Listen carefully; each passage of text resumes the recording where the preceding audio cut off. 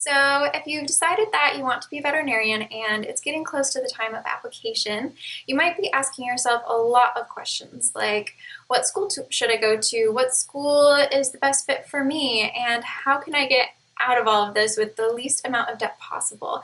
And that's where something from the VIN Foundation comes in really handy. It's called the Cost of Education Map, and it's a really great tool to use to compare all of the schools around the country, factoring in what state you're currently a resident in.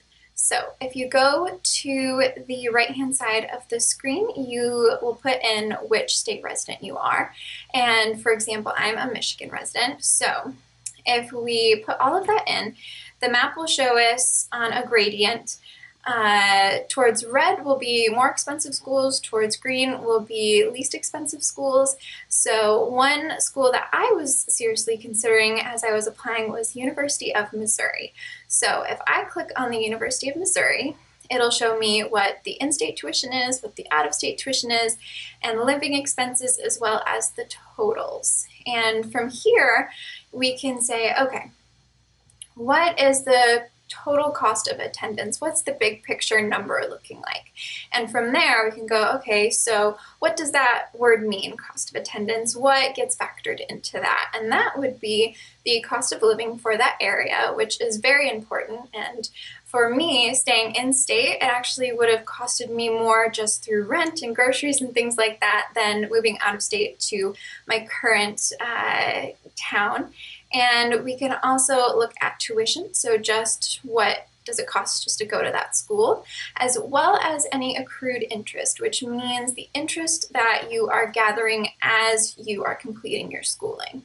So you can look at any of those factors individually, or you can look at them all together to get a big picture of what your education will look like. And you might be wondering, okay, so is this the most accurate information I can get my hands on? And the answer to that is yes. A lot of databases and a lot of books that are out there that has similar information, they're actually retrospective, which means that they're looking at what the last 4 years have typically cost students.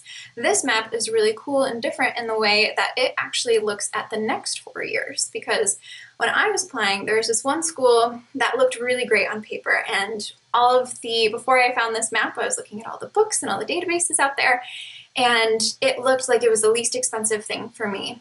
And little did I know, doing a bit more research, I actually found out that over the next 4 years, they were raising their tuition pretty substantially enough that it actually was not going to be the least expensive school for me to go to anymore.